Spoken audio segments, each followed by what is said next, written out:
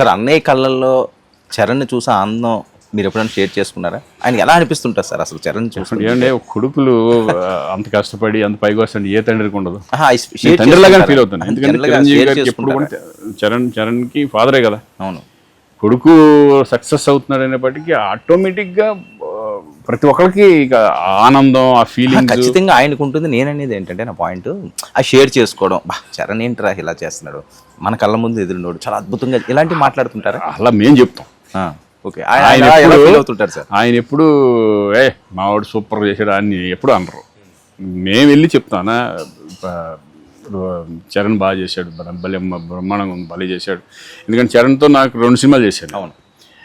ఆ ఫీలింగ్స్ అన్ని పంచుకునేవాడు. సెట్లో ఎలా ఉండేవాడు, సెట్లో ఎలా ఉంటాడు, అందరికి ఫుడ్ పెడతా, ఫుడ్ మధ్యాహ్నం రాగానే అందరికి ఫుడ్ తీసుకొచ్చేస్తాడు.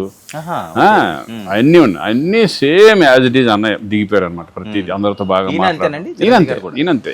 అక్కడ వెళ్తే ఫుడ్ వచ్చేస్తుంది మొత్తం. ఫుడ్ వస్తుంది, అవన్నీ మేము అలవాటు చేసుకున్నాం. మేము అంతే, నా షూటింగ్ సపరేట్ ఉంటే ఇంటికాడ నుంచి ఫుడ్ రావాల్సిందే. ఒక 5-6 మంది ఫుడ్ వచ్చేస్తుంది.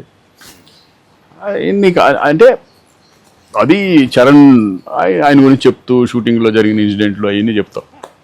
ఆయన ఇంట్రెస్ట్ వింటూ ఉంటారు సరదాగా. సార్ చరణ్ చెప్తుంటారా నాన్నగారి కోసం ఎప్పుడన్నా? మీరు షూటింగ్లో ఉన్నప్పుడు చరణ్ కూడా మాట్లాడుతుంటాడా నాన్నగారి కోసం? నాన్నగారి గురించి ఇప్పుడు మేము చెప్పాలి అది కూడా.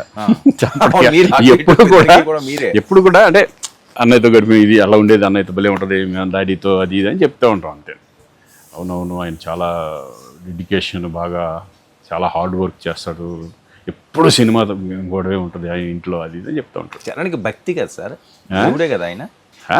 చరణ్ మాటల్లో కానీ లేకపోతే ఆయన ఇచ్చే గౌరవం కానీ అవును చాలా ఆధ్యాత్మికంగా కూడా బాగా ఇదిగా ఉంటాడు. తెలుసు కదా మనం, ఇది ఎక్కువ మాల్లో ఉంటాడు. షూటింగ్ అన్ని రోజులు ఎక్కువ మాల వేస్తారు. సార్ చరణ్ సంగతి అంశంలోనో లేకపోతే నెక్స్ట్ వచ్చే జనరేషన్ అంశంలోనో అసలు చిరంజీవి గారు వాళ్ళు రిలేషన్స్ మొత్తం ఎంటైర్ ఫ్యామిలీకి సంబంధించి ఇప్పుడు ఆయన ఉన్న స్థితికి గతానికి ఆ డిఫరెన్స్ ఏమైనా కనిపిస్తున్నదా మీకు? ఒకప్పుడు స్టార్టింగ్లో ఉన్న చిరంజీవి అంటే అప్పటికి నాకు అంటే మెయిన్ పరిచయం దగ్గర గురించి నాకు తెలుసు, కానీ అంతకుముందు బిగినింగ్ డేస్లో నాకు తెలియదు కాబట్టి. అంటే చిన్నపిల్లలు అంటే బయట వాళ్ళు చెప్పుకునే దాన్ని బట్టి కూడా బయట వాళ్ళు మా ఫ్రెండ్స్ చెప్తుంటే అప్పట్లో కలిసిన చిరంజీవి గారు ఇప్పుడు కలిసిన చిరంజీవి గారు ఓన్లీ నేముగా పెద్దోళ్ళు అయి ఉండొచ్చు, కానీ ఒక మనిషిగా మాత్రం ఆ మెంటాలిటీ మాత్రం అలాగే ఉంటుంది, 100% అలాగే ఉంటుంది. వేరే డిఫరెన్స్ ఏమి లేదు.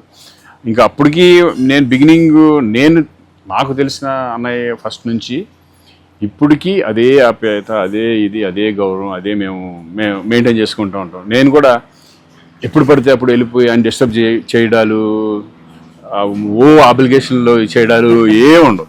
అందుకే మేము అంటే ఎంతలో అవును రెస్పెక్ట్ ద ఈచ్ అదర్ అంటారు చూడండి. ఎక్కువ ఎటు అన్నయ్య ఉన్నాడు కదా అని ఎగడాలు ఏమి లేదు, అదే రెస్పెక్ట్, అదే ఇది, అదే అట్లాగే వెళ్తూ ఉంటాం.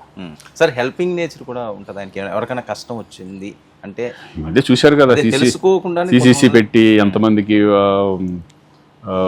అప్పుడు మన కరోనా టైంలో మొత్తం అందరు ఇండస్ట్రీ వాళ్ళందరికీ ఒక ఇన్స్పిరేషన్గా తయారయ్యి అప్పుడు ఎంత చేశారో, ఎంతమందికి ఏం చేశారో తెలుసు. అది కాకుండా ఆయన తెలియకుండా చాలా చేస్తుంటారు, మాకు తెలిసి చాలా ఉన్నాయి.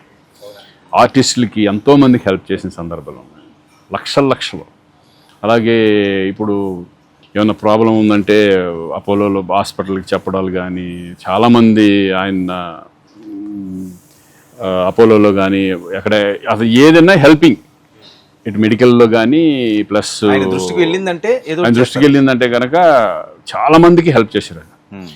కొన్ని బయటకు వచ్చినాయి, చాలా బయటికి రాలా.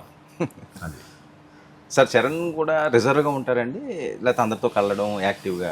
చరణ్ అంటే మూవ్ అని అట్లా ఉంటుంది, రాయల్, ఈజ్ రాయల్.